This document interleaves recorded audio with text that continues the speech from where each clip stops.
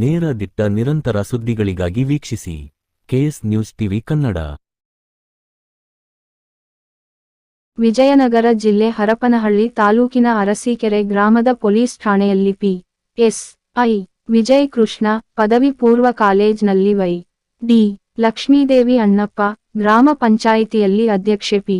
ಕೆಂಚಮ್ಮ, ಸರ್ಕಾರಿ ಹಿರಿಯ ಪ್ರಾಥಮಿಕ ಶಾಲೆಯಲ್ಲಿ ಎಸ್ಡಿಎಂಸಿ ಅಧ್ಯಕ್ಷ ಖಾಜಾ ಹುಸೇನ್, ಸಹಕಾರಿ ಸಂಘದಲ್ಲಿ ಅಧ್ಯಕ್ಷ ಇಟಿಗಿಹಳ್ಳಿ ಬಸವರಾಜ್ ಧ್ವಜಾರೋಹಣ ಮಾಡಿದರು.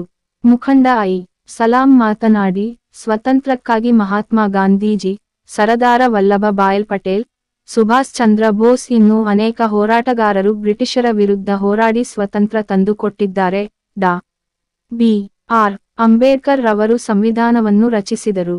ದೇಶಕ್ಕಾಗಿ ನಾವು ಹೋರಾಡೋಣ, ನಾವೆಲ್ಲ ಒಂದೇ, ದೇಶದ ಅಭಿವೃದ್ಧಿಗಾಗಿ ದುಡಿಯೋಣ ಎಂದು ಹೇಳಿದರು.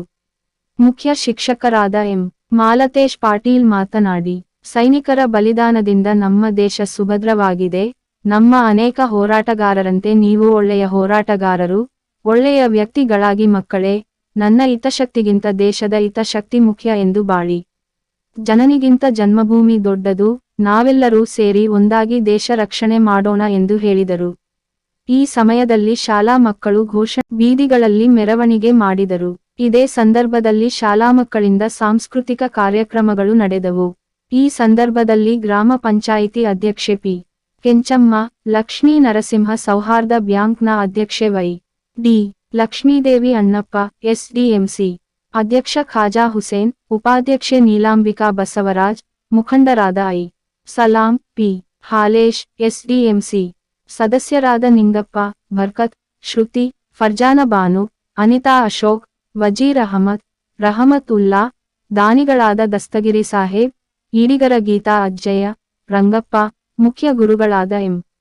ಮಾಲತೇಶ್ ಪಾಟೀಲ್, ಗ್ರಾಮ ಪಂಚಾಯಿತಿ ಸರ್ವ ಸದಸ್ಯರು, ಎಸ್ಡಿಎಂಸಿ ಸರ್ವ ಸದಸ್ಯರು, ಪೊಲೀಸ್ ಸಿಬ್ಬಂದಿಗಳು, ಸಹ ಶಿಕ್ಷಕರು, ಊರಿನ ಗ್ರಾಮಸ್ಥರು, ಪೋಷಕರು ಹಾಗೂ ಶಾಲಾ ಮಕ್ಕಳು ಹಾಜರಿದ್ದರು. ವರದಿ